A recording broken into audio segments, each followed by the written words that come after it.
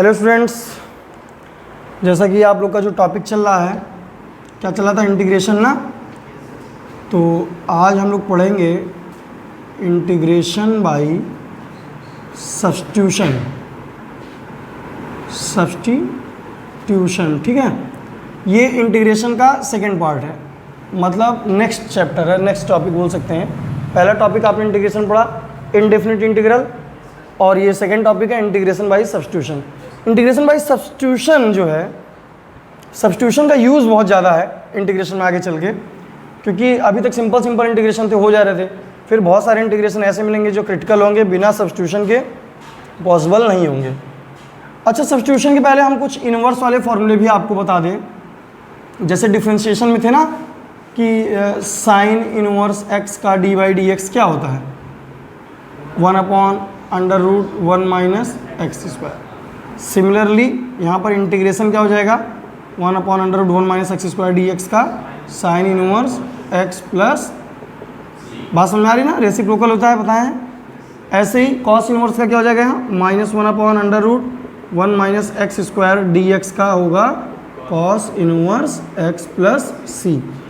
Ten inverse x का क्या होता है वहाँ, डिफ्रेंशिएशन 1/1 प्लस एक्स स्क्वायर, तो इसलिए इसका इंटीग्रेशन जो हो जाएगा टेन इनवर्स एक्स प्लस सी।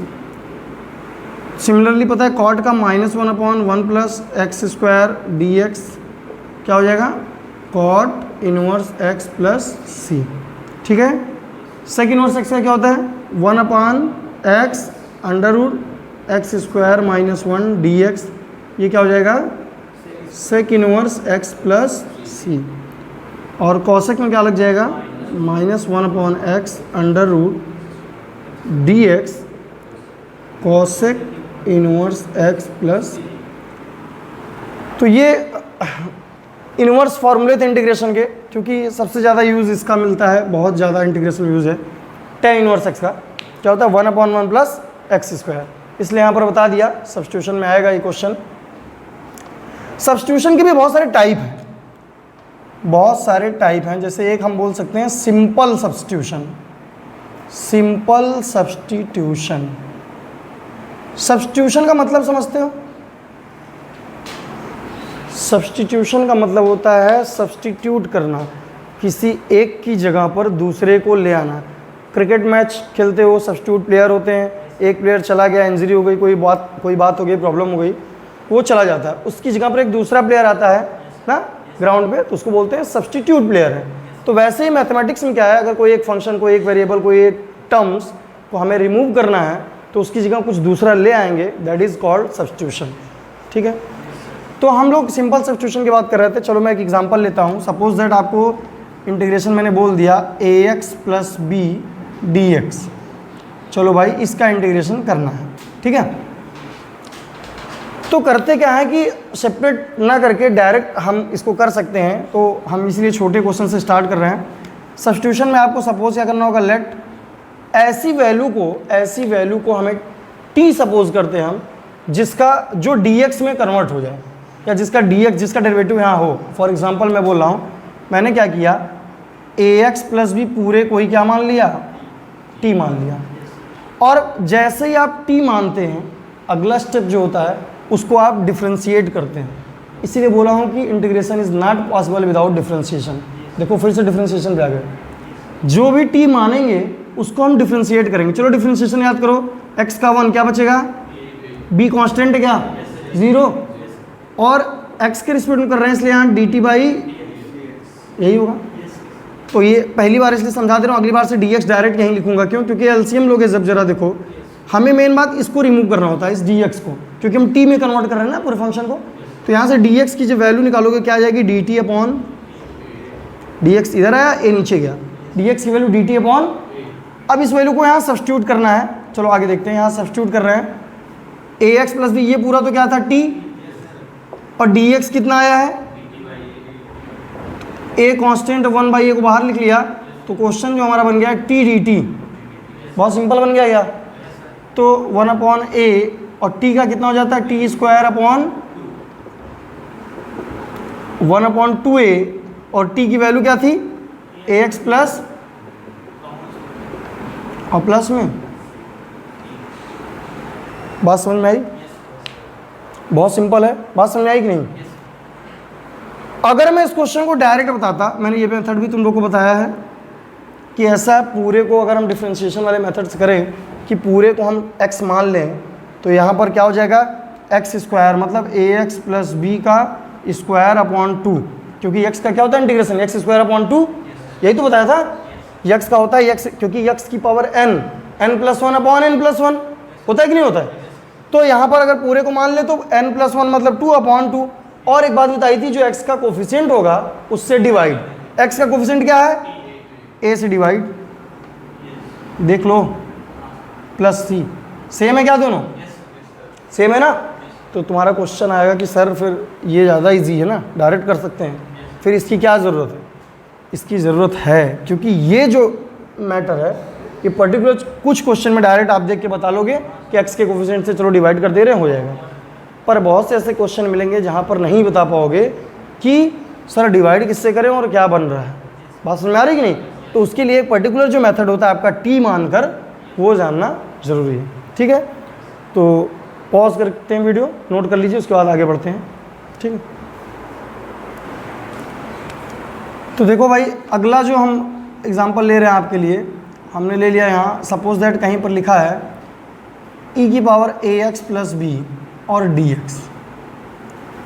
एक्चुअली ना ये एक फॉर्म जनरेट हो रही है, ax plus B, ax plus B. X plus B का मतलब ये हो गया, कहीं पर लिखा है e की power 3x plus 10, 4x plus 100, 6x plus कुछ, एक टाइप है ये।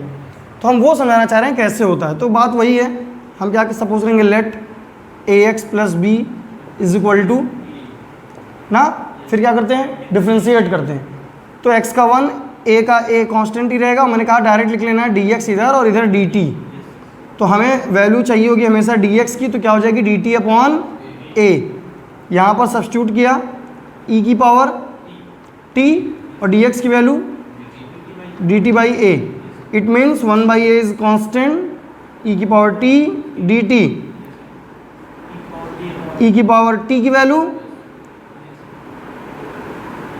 और प्लस, यही तो आएगा। अगर मैं बात करूं नेक्स्ट, अगर मैं एग्जांपल ले रहा हूं, सपोज दैट आपके पास है साइन ax प्लस बी, इस टाइप का है कुछ, है ना? तो आपको क्या करना होगा, फिर से वही बात, ax प्लस बी को हमने क्या मान लिया, t। तो यहाँ पर क्या आ जाएगा, a dx is equal to dt, dx is equal to dt upon a। बहुत सिंपल है, पुट कर दिए तो 1 अपॉन a बाहर ही लिख ले रहे हैं direct, sine t dt, sine t का माइनस कॉस t, है ना, अपॉन a प्लस c, और t की value minus cos ax plus B upon a plus c। तो इसीलिए इसका नाम मैंने दिया था सिंपल सब्सटीट्यूशन, कि एक पैटर्न फॉलो हो रहा है बार बार ना, एक पैटर्न फॉलो हो रहा है कि ax प्लस बी एक टाइप है, उस टाइप से कभी ट्रिग्नोमेट्रिकल फंक्शन हो सकता है, एक्सपोनेंशियल फंक्शन हो सकता है ना, अलजेब्रिक फंक्शन हो सकता है। अच्छा चलो मैं तुम लोग से पूछ रहा हूँ, डायरेक्ट बताना कि अगर ये लिखा है इस टाइप से ax प्लस बी dx, इसका इंटीग्रेशन क्या होगा?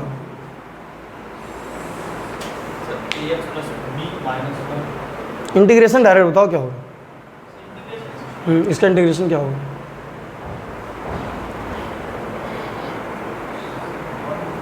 इसका इंटीग्रेशन क्या होगा? नहीं, अगर डायरेक्ट बताना हो तो मैं बता रहा हूँ 1 upon a log ax plus b plus c. कैसे? इतना पैटर्न समझा दिया, अभी नहीं समझा, फिर से काम वही करना था। यहाँ भी ax प्लस बी को क्या मानेंगे, t, a dx की वैल्यू कितनी हो जाएगी, dt, dx की वैल्यू कितनी होगी, dt upon a। Value substitute किया है यहाँ, क्या आएगा देखो, 1 अपॉन ये पूरा कितना है, t है, चलो t मान लिया, और dx की वैल्यू कितनी है, dt अपॉन a ना, dx की वैल्यू dt अपॉन a। तो 1 अपॉन a तो बाहर कर लिए, कांस्टेंट था, तो बचेगा क्या, dt अपॉन t, और dt upon t is what, log t ना। 1 अपॉन x का इंटीग्रेशन log x, तो 1 अपॉन t का log t, और t की वैल्यू रख दिए 1 upon a log ax plus और प्लस, ठीक है। तो मेन जो सब्स्टिट्यूशन में है वो ये हमें कैच करना है कि हम टी सपोज किसको करें। अभी तो सिंपल सब्स्टिट्यूशन है, अभी ऐसे ऐसे क्वेश्चंस मिलेंगे जहाँ फंक्शन ज़्यादा रहेंगे, 2-3 फंक्शन रहेगा, वहाँ तुम्हें सोचना पड़ेगा कि हम जैसे ऐसे नहीं, यहाँ तो दिख रहा है एक्स प्लस बी कोई टी मान रहे हैं, बोलोगे सर एक्स प्लस बी को ही टी क्यों मान रहा है, एक्स को क्यों नहीं सिर्फ मानते। सही है, सिर्फ एक्स को भी मान सकते हैं, पर बी को इसलिए ले लेते हैं क्योंकि बी एक कांस्टेंट है और टी मानने के बाद हमें डिफ्रेंशिएट करना होता है, वो तो ऑलरेडी 0 हो ही जाएगा, तो उसको भी हटा देते हैं, लगे हाथ यहाँ से, मतलब क्या है, छोटा हो जाएगा। नहीं भी मानते हैं बी को, सिर्फ एक्स मानते हैं तब भी काम चल जाएगा। सिर्फ बी को नहीं मान सकते क्योंकि हमें डी एक्स को रिमूव करना होता है, जब तक एक्स को नहीं लाएंगे डी एक्स मिलेगा नहीं। बात समझ में आ रही कि नहीं। तो ये मेन कंसेप्ट यहाँ पर ये समझना है कि टी सपोज किसको करना है, ये समझना है। ठीक है, तो पॉज करके नोट कर लीजिए। तो देखो मैंने तुम लोगों से कहा था कि जैसे जैसे इंटीग्रेशन में टॉपिक आगे बढ़ेगा हमारा, वैसे वैसे नए नए फार्मूले, नए नए डेरिवेशन मिलते जाएंगे। ठीक है, और इंटीग्रेशन मैंने कहा फार्मूले बहुत हैं, लेकिन आप उनको फार्मूला ना समझ के एज ए क्वेश्चन मान के चलिए, क्योंकि आपके एग्ज़ाम में भी वो, जैसे मैं अभी एक एग्जांपल इसका दे रहा हूँ, एक एग्जांपल सुनिए, dx अपॉन ए स्क्वायर प्लस एक्स स्क्वायर, बहुत इंपॉर्टेंट है, इसे फार्मूला है, इसका होता है 1 upon A tan inverse x upon A plus सी। ठीक है, ध्यान देना कि dx upon A square plus x square equal to, ये फार्मूला है 1 upon A tan inverse x upon A plus C. पर क्या होता है एग्जाम में तुम्हारे ये नहीं देगा बस यही क्वेश्चन दे दिया सॉल्व करो, तो फार्मूला भी है एज ए क्वेश्चन भी है। तो ऐसे अब जो फार्मूलेज मिलेंगे हमें, जो भी फार्मूला मिलेगा इंटीग्रेशन का, उसका डेरिवेशन भी हमें पढ़ते चलना है। डेरिवेशन पढ़ेंगे कैसे आया ये, ठीक है, क्योंकि वो क्वेश्चन बन के आता है एग्जाम में, तो क्वेश्चन बन के आएगा वो भी हो जाएगा और आपका फार्मूला भी है। तो मैं स्टार लगा दूंगा कि डायरेक्ट ये फार्मूला भी होता है। इन सब का यूज़ एप्लीकेशंस पढ़ेंगे, जो इंटीग्रेशन के बहुत सारे क्वेश्चन मिलेंगे वहाँ इनके यूजेस पढ़ेंगे, ये फार्मूला है। ठीक है, तो चलो देखते हैं, क्योंकि सब्स्टिट्यूशन है, मैंने कहा सबसे बड़ी बात समझना यही कि सब्स्टिट्यूट क्या करना है। हमारे पास जो क्वेश्चन है, इस क्वेश्चन में 2 मेथड से मैं बताऊंगा। ठीक है, तो पहला मेथड हम लेते हैं, x इक्वल टू हम पुट कर रहे हैं, यहाँ पुट कर रहे हैं x इक्वल टू 80। ध्यान देना, तो अगर x इक्वल टू 80 है तो dx कितना होगा, a dt, भाई ये तो कांस्टेंट है, t का dt, x का dx, ये तो है। अब dx की वैल्यू हमें सब्स्टिट्यूट करनी थी, चलो हम पुट कर दिए ऊपर, यहाँ पुट करनी है ना, कितना आएगा, a dt upon A square plus A square T square, यही तो आएगा। देखना ए डी टी अपॉन, यहाँ पर क्या ए कॉमन है, ए स्क्वायर कॉमन है क्या, 1 प्लस ये ए कैंसिल हो जाएगा, तो क्या आया 1 अपॉन ए और D T upon 1 plus T square. अगर ये देखा जाए तो अभी मैं इनवर्स का फॉर्मूला लिखा था इंटीग्रेशन में, ये tan इनवर्स टी है क्या, तो हम आगे देखो यहाँ से कर रहे हैं 1 अपॉन ए और ये क्या बन गया, tan इनवर्स टी और प्लस में, लेकिन फॉर्मूला क्वेश्चन हमारा x के फॉर्म में था, तो रिवर्स हम t को x में कन्वर्ट करेंगे। t की वैल्यू यहाँ से चेक कर लो, t की वैल्यू यहाँ से चेक कर लो, ये a नीचे जाएगा क्या, t की वैल्यू x अपॉन, तो यहाँ पुट कर लेते हैं tan इनवर्स t की वैल्यू x अपॉन a और प्लस में आ गया क्या, आ गया ना। तो ये पहला मेथड है कि हम ऐसे वैल्यू पुट कर दिए x की 80 और a क्यों रखे, t तो हम कन्वर्ट कर रहे थे अनदर वेरिएबल में, a इसलिए रखा क्योंकि यहाँ पर a है तभी तो कॉमन मिलेगा हमको, नहीं तो कॉमन ना मिलता। जो इसका सेकेंड मेथड होता है वो ट्रिग्नोमेट्रिकल फंक्शन से होता है। इसको सेकेंड मेथड बताने का भी एक रीज़न है, क्योंकि आगे जो क्वेश्चंस मिलेंगे बहुत सारे मतलब फार्मूले वो सेकेंड मेथड से ही प्रूफ होंगे, इसलिए वो जानना भी ज़रूरी है। और डिफ्रेंशिएशन में भी उसका यूज़ किया था मैंने, dx अपॉन क्या था, ए स्क्वायर प्लस एक्स स्क्वायर। अगर पर्टिकुलरली डिनोमिनेटर को देखो, डिनोमिनेटर में क्या लिखा है, ए स्क्वायर प्लस एक्स स्क्वायर, तो इसका सब्स्टिट्यूशन मैंने आपको डिफ्रेंशिएशन में बताया था कि कहीं पर अगर a square plus x square terms आता है तो एक्स इक्वल टू क्या पुट करते हैं, tan थीटा, लेकिन a है तो इसलिए x की वैल्यू क्या पुट होगी, a tan थीटा, x की वैल्यू a tan थीटा ना। तो फिर उसके बाद यहाँ अगला प्रोसेस क्या है, डिफ्रेंशिएट करते हैं, x को लिख दिया dx, a कांस्टेंट है tan थीटा का सेक स्क्वायर d थीटा। बोलो भाई, dx की वैल्यू मिल गई, सब्स्टिट्यूट कर दे ऊपर, ए कहाँ सब्स्टिट्यूट करते हैं, क्वेश्चन में करते हैं ना, ये I is equal to question है, तो डिफरेंशिएशन में हम लोग वाई मानते थे, D Y by D X आता था, इंटीग्रेशन में आई मान लेते हैं, ठीक है। तो a sec square theta D theta upon A square plus x की value a square tan square theta, यही तो आएगा। क्लियर है यहाँ तक? अच्छा, ए स्क्वायर कॉमन है तो यहाँ पर ए सेक स्क्वायर थीटा अपॉन ए स्क्वायर कॉमन ले लिया, 1 plus tan square theta D theta. इस ए से ये ए कैंसिल हो जाएगा, है ना, तो नीचे है 1 अपॉन ए, ऊपर क्या है सेक स्क्वायर थीटा, और नीचे क्या है 1 plus tan square sec square theta, और डी बताओ दोनों कैंसिल हो गया क्या, क्या बचा भाई, डी थीटा। डी थीटा का इंटीग्रेशन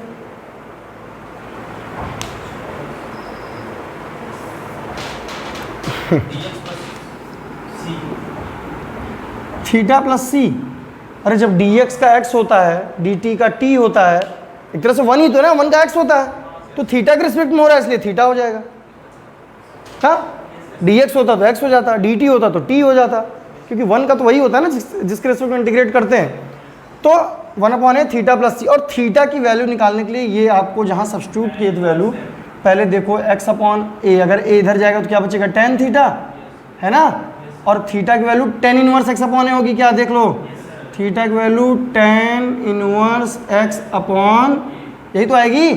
तो यहाँ पर पुट कर लेते हैं, कहाँ पर, यहाँ 1 अपॉन ए, थीटा की value tan inverse x upon ए प्लस, तो ये आपका फॉर्मूला है, एज अ क्वेश्चन भी है।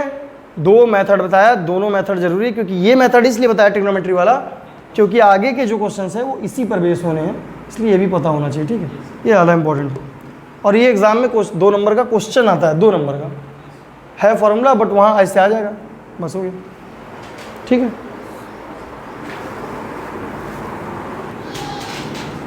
देखो बच्चों, सेकेंड फार्मूला जो है इसका d x upon under root a square minus x square, ये होता है आपका साइन इनवर्स एक्स अपॉन ए प्लस सी, ठीक है। कैसे करना होगा, 2 मेथड बता दिया, कोई भी एक मेथड यूज़ करते हैं, ट्रिग्नोमेट्रिकल यूज़ करते हैं।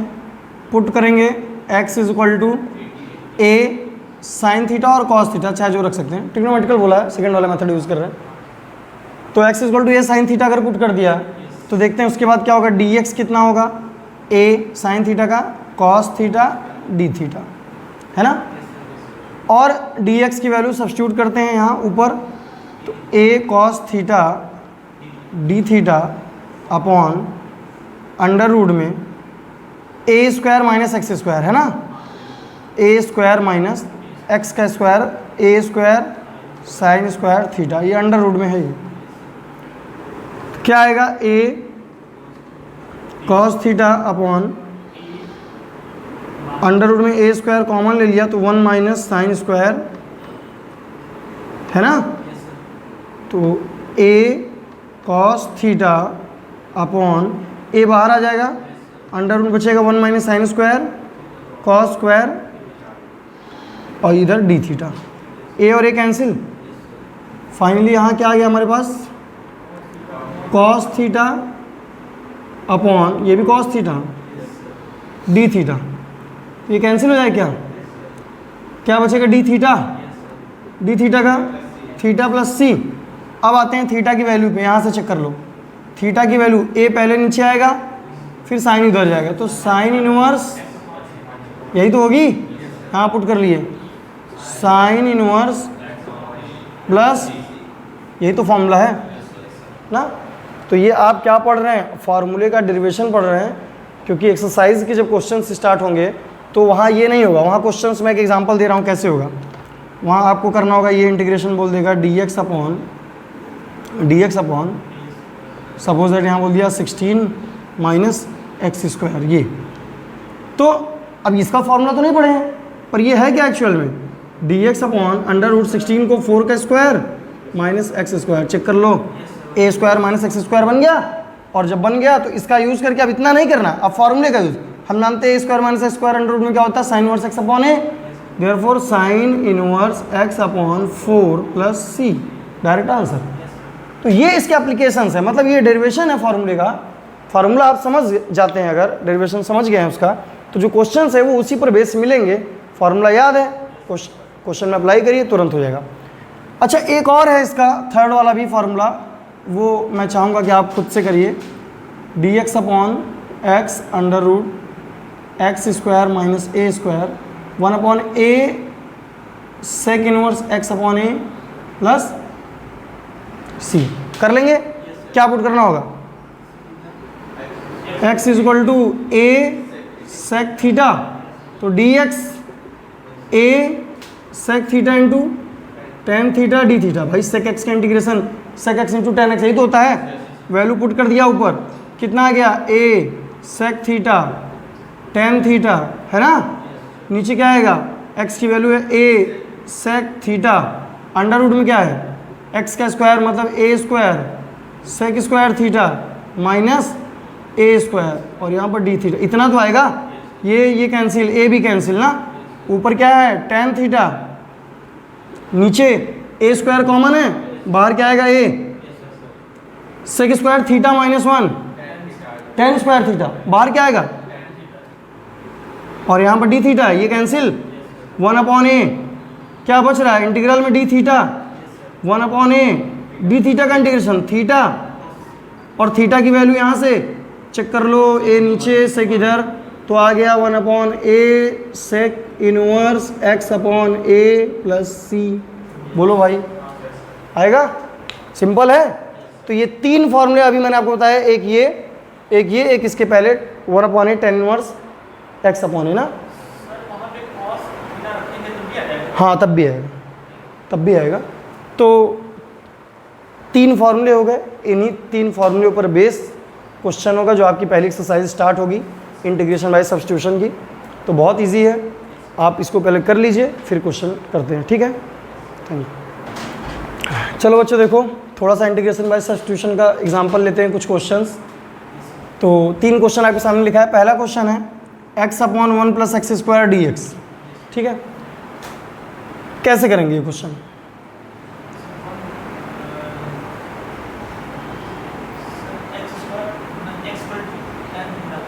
नहीं, यही तो यहाँ कैच करना है। सुनो, हमारी कोशिश ये रहेगी, हम ऐसे वैल्यूज़ को t माने या पुट करें, t माने जिसका हमें डेरिवेटिव मिल जाए, जिसका हमें क्या मिल जाए? डेरिवेटिव मिल जाए। 1 का डेरिवेटिव 0 होता है, 0 कहीं यहाँ है नहीं। एक्स स्क्वायर का डेरिवेटिव क्या होता है? 2x होता है, x दिख रहा है हमें।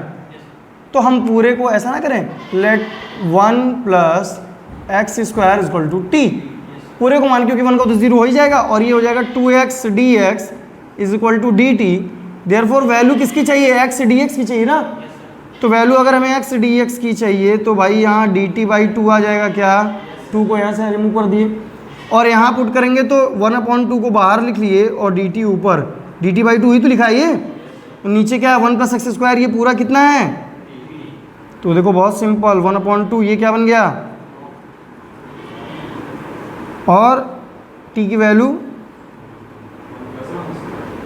प्लस सी। समझ में आई बात? समझ में आई? चलो समझ जाओगे, धीरे धीरे प्रैक्टिस करोगे तो आ जाएगा। अब जैसे इस क्वेश्चन में क्या करना होगा, किसको t माने? एक्स स्क्वायर को। अगर साइन को t मान लेते हो तो साइन x का क्या होता है? डेरिवेटिव। भाई t मानने के बाद क्या करते हैं? t मानने के बाद डिफ्रेंशिएट करते हैं ना। तो साइन x का डिफ्रेंशिएशन कॉस x, तो कॉस x कहीं है क्या है? ऐसी चीज़ को t मानना है जिसका डेरिवेटिव हमें मिल जाए। कहने का मतलब देखो, एक्स स्क्वायर को t माना तो 2x dx dt, और हमको दिख रहा था x dx है, दिख रहा है कि नहीं? तो x dx की वैल्यू क्या हो जाएगी? dt बाई, चेक कर लो यहाँ से, 1/2 बाहर लिख लिया, और x और dx ये वैल्यू कितनी हो गई? और बचा साइन, और एक्स स्क्वायर को तो t माने थे ना, तो साइन t का माइनस, और माइनस में cos x square upon 2 plus c, ये तो आएगा। अब आपका उस क्वेश्चन का भी आंसर मिल गया जो अभी इसके पहले बताया था कि डायरेक्ट x मान के कर दो और x के कोफिशिएंट से डिवाइड।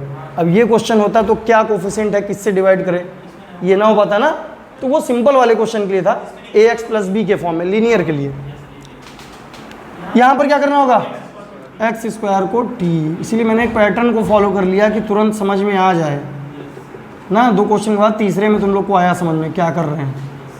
तो dt/2, यहाँ 1/2, ये x dx, ये dt, e की पावर में t, e की पावर t का क्या होता है, इंटीग्रेशन यही होता है, और e की पावर t की वैल्यू क्या हो जाएगी, x² प्लस c।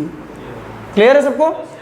तो चलो अभी हम क्या कर रहे थे कि इंटीग्रेशन बाय सब्स्टिट्यूशन का इंट्रो दिया आपको, फार्मूला कुछ हमने बताया आपको, और उस पर बेसिस क्वेश्चन कुछ एक डेमो दिया है, एग्जाम्पल। इसके बाद कंप्लीट एक्सरसाइज करवाएंगे, पहले आप ट्राई करिएगा इसको समझ के, फिर मिलते हैं नेक्स्ट क्लास में, ठीक है।